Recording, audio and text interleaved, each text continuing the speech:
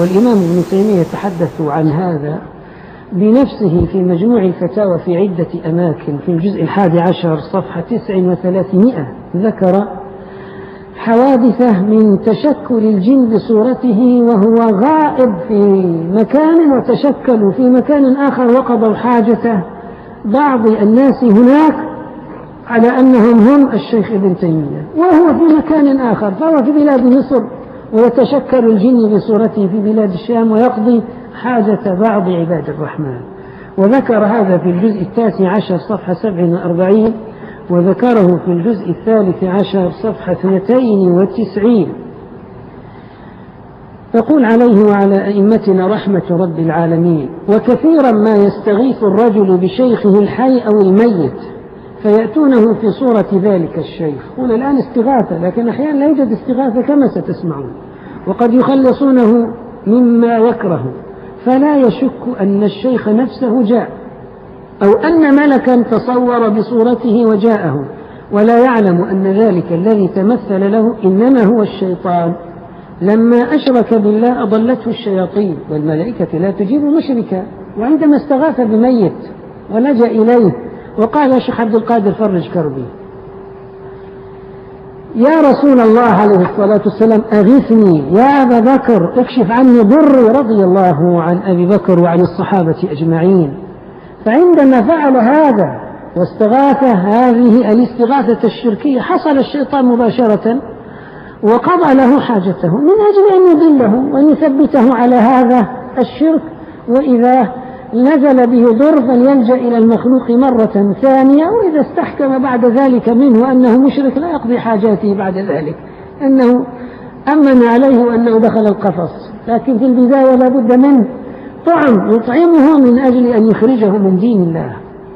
وكنت ذكرت في بعض المواعظ لعلها في خطب الجمعة أن بعض الناس في بلاد الشام مرة ذكر لي قصة من القصص، وهو له شأن يعني من حيث المكانة والشهادات في هذه الأيام، وقال لي: أنتم لا تؤمنون بكرامات الأولياء. قلت: للأولياء كرامات؟ هناك يوجد تخريف، تفرق بين الأمرين، فرق بين الأمرين. فقال: أنا أحكي لك قصة، هل تؤمن بها؟ قلت: أذكر.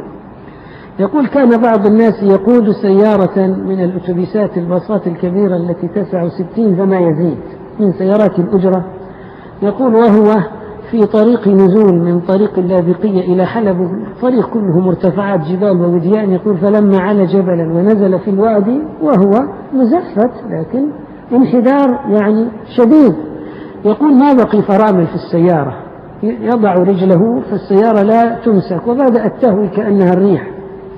قال: فبدأ ينادي: يا الله يا الله يا الله، ما أحد أجابه ولا وقفت السيارة.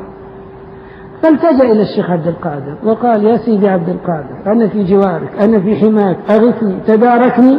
قال: فما شعر إلا أن السيارة أوقفت، وسمع صوتا يناديه: أما تستحي؟ أتعبتني من بغداد إلى بلاد الشام، وعندك في بلاد الشام في حلب واللاذقية ودمشق أولياء كثر، لما استنجت بواحد منهم ولا جاءت إليهم ليضله يعني بهؤلاء وبأولئك؟ لا إله إلا الله. فقال: أوقفت السيارة. قال: هذه تؤمن بها أم لا؟ قلت: لها عندي حالتان. الحالة الأولى الغالب أنها مكذوبة، الغالب أنها مكذوبة، الناس يتناقلون كثيرا من الأخبار الشركية التي لا حقيقة لها، ولو تتبعت السند ترى أنه ما وقع شيء ولا حصل شيء، هذا وقع بكثرة في الناس. يأتي الشيطان فينشر بين الناس كذبة ويحكي أكذوبة فيتناقلها الناس لكن لا حقيقة لها.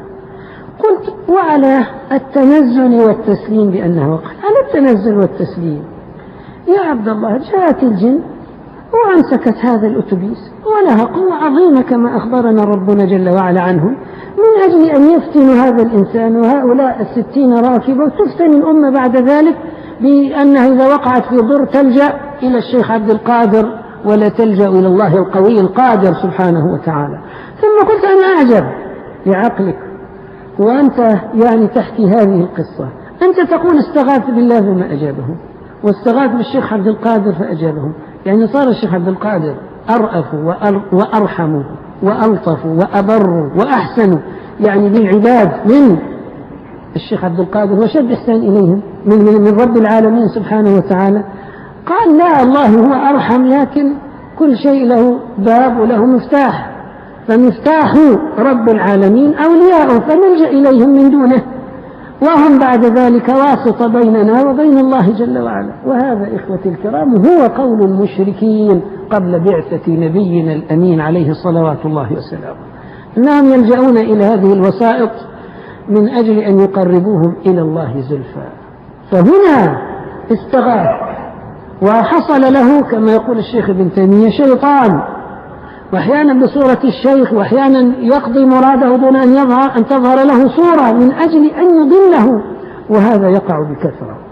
قال الشيخ ابن تيمية عليه رحمة الله: وتارة يأتون إلى من هو خال في البرية، وقد يكون ملكا أو أميرا كبيرا، ويكون كافرا وقد انقطع عن أصحابه وعطش وخاف الموت، فيأتيه في صورة إنسي ويسقيه ويدعوه إلى الإسلام ويتوبه، فيسلم على يديه ويتوب. يقول: ثم يدله على الطريق ويقول له: من أنت؟ فيقول: أنا فلان، ويكون من مؤمني الجن. أحيانا هذا يقع، يعني بعض مؤمني الجن يرونه إنسانا منقطع في ثلاث، فيتصلون به، يكون على معصية ينصحونه، ثم يقول له: من أنت؟ يقول: أنا فلان.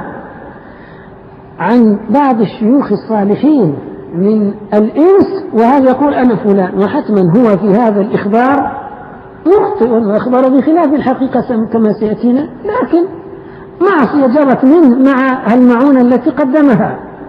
يقول الإمام ابن تيمية: كما جرى مثل هذا لي، كنت في مصر في قلعتها، وجرى مثل هذا إلى كثير من التتر من ناحية المشرق، وكانوا في بلاد الشام، وقال له ذلك الشخص: أنا ابن تيمية، فلم يشك ذلك الأمير أني أنا هو، وأخبر بذلك ملك ماردين، قال له: ظهر علي الإمام ابن تيمية وقضى حاجتي وأنا فيه برية، والإمام ابن تيمية فيه مصر، وأرسل بذلك ملك ماردين إلى مصر رسولا، وكنت في الحبس فاستعظم ذلك، وأنا لم أخرج من الحبس، ولكن كان هذا جنيا يحبنا، فيصنع بالترك التتر مثل ما كنت أصنع بهم.